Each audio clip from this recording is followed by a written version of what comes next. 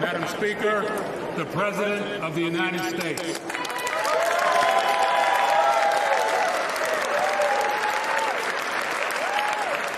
Russia's Vladimir Putin sought to shake the very foundations of the free world, thinking he could make it bend to his menacing ways.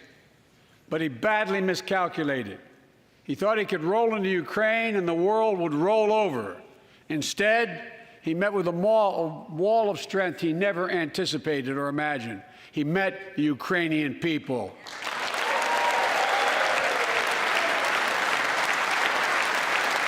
When dictators do not pay a price for their aggression, they cause more chaos. We are ready. We are united, and that's what we did. We stayed united. We prepared extensively and carefully. We spent months building coalitions of other freedom-loving nations in Europe and the Americas, from America to the Asian and African continents, to confront Putin. Tonight, I say to the Russian oligarchs and the corrupt leaders who built billions of dollars off this violent regime, no more. The United States, I mean it. The Department of Justice is assembling a dedicated task force to go after the crimes of the Russian oligarchs. We're joining with European allies to find and seize their yachts, their luxury apartments, their private jets. We're coming for your ill-begotten gains. And tonight, I'm announcing that we will join our allies in closing off American airspace to all Russian flights, further isolating Russia and adding additional squeeze on their economy.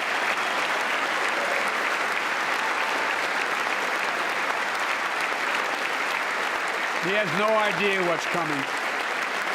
The pandemic has been punishing, and so many families are living paycheck to paycheck, struggling to keep up with the rising cost of food, gas, housing, and so much more. My dad had to leave his home in Scranton, Pennsylvania to find work. So like many of you, I grew up in a family when the price of food went up, it was felt throughout the family. It had an impact. That's when one of the first things I did as president was fight to pass the American Rescue Plan. Because people were hurting, we needed to act, and we did. Few pieces of legislation have done more at a critical moment in our history to lift us out of a crisis. It fueled our efforts to vaccinate the nation and combat COVID-19, delivered immediate economic relief to tens of millions of Americans. It helped put food on the table, unlike the $2 trillion tax cut passed in the previous administration that benefited the top 1% of Americans. The American Rescue Plan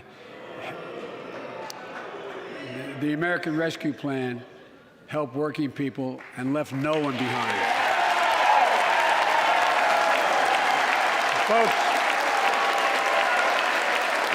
we created jobs, lots of jobs. In fact, our economy created over 6.5 million new jobs just last year.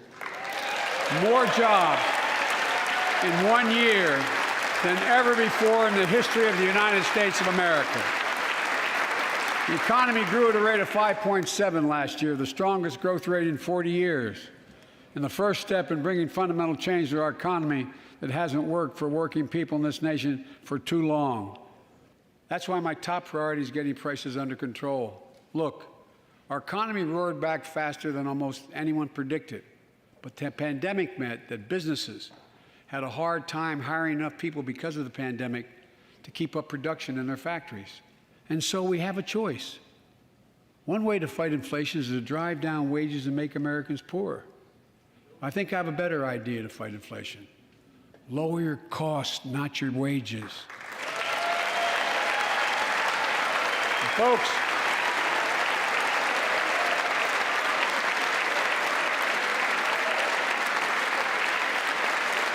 that means make more cars and semiconductors in America, more infrastructure and innovation in America, more goods moving faster and cheaper in America, more jobs where you can earn a good living in America. Instead of relying on foreign supply chains, let's make it in America. There's been a law on the books for almost a century to make sure taxpayers' dollars support American jobs and businesses. Every administration, Democrat and Republican, says they'll do it, but we're actually doing it. We'll buy America, to make sure everything from the deck of an aircraft carrier to the steel on highway guardrails is made in America from beginning to end. All of it. All of it. America used to have the best roads, bridges, and airports on earth. And now our infrastructure is ranked 13th in the world. We won't be able to compete for the jobs of the 21st century if we don't fix it. That's why it was so important to pass the bipartisan infrastructure law. And I thank my Republican friends who joined to invest and rebuild America. It was a bipartisan effort, and I want to thank the members of both parties who worked to make it happen. We're done talking about infrastructure weeks. We're now talking about an infrastructure decade. In Virginia, I met a 13-year-old boy, the handsome young man standing up there, Joshua Davis. He and his dad both have type 1 diabetes, which means they need insulin every single day. Insulin costs about $10 a vial to make. That's what it costs the pharmaceutical company. But drug companies charge families like Joshua and his dad up to 30 times that amount. I spoke with Joshua's mom. Imagine what it's like to look at your child who needs insulin to stay healthy and have no idea how in God's name you're going to be able to pay for it.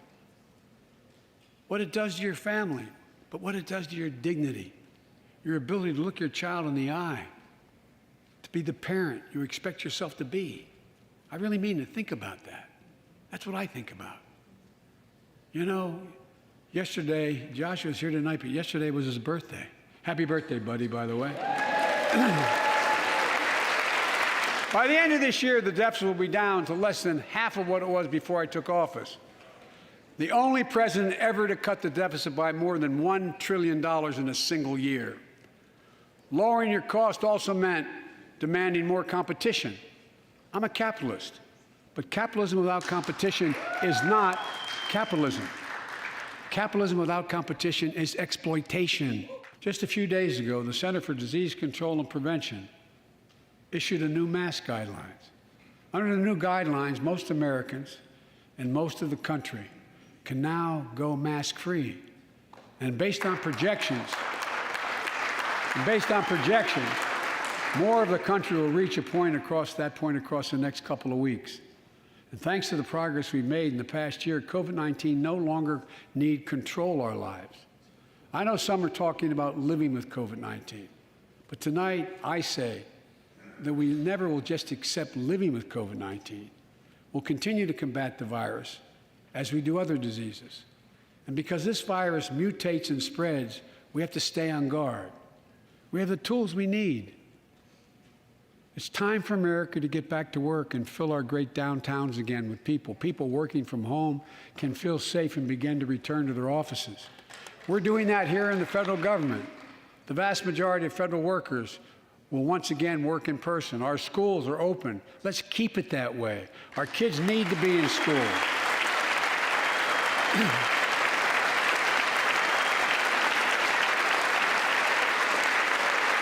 Let's take on mental health, especially among our children whose lives and education have been turned upside down. The American Rescue Plan gave schools money to hire teachers and help students make up for lost learning. I urge every parent to make sure your school does just that. They have the money. We can all play a part. Sign up to be a tutor or a mentor. Children were also struggling before the pandemic, bullying, violence, trauma, and the harms of social media. As Frances Haugen, who is here tonight with us, has shown, we must hold social media platforms accountable for the national experiment they're conducting on our children for profit.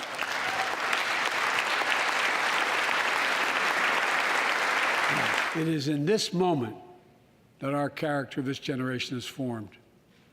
Our purpose is found. Our future is forged. Well, I know this nation. We'll meet the test, protect freedom and liberty, expand fairness and opportunity, and we will save democracy As hard as those times have been, I'm more optimistic about America today than I've been my whole life, because I see the future that's within our grasp, because I know there's simply nothing beyond our capacity. We're the only nation on earth that has always turned every crisis we've faced into an opportunity. The only nation that can be defined by a single word: possibilities. So on this night, on our 245th year as a nation, I've come to report on the state of the nation, the State of the Union. And my report is this: the State of the Union is strong because you, the American people, are strong. We are stronger today. We are stronger today than we were a year ago. And we'll be stronger a year from now than we are today. This is our moment to meet and overcome the challenges of our time. And we will, as one people, one America, the United States of America. God bless you all, and may God protect our troops.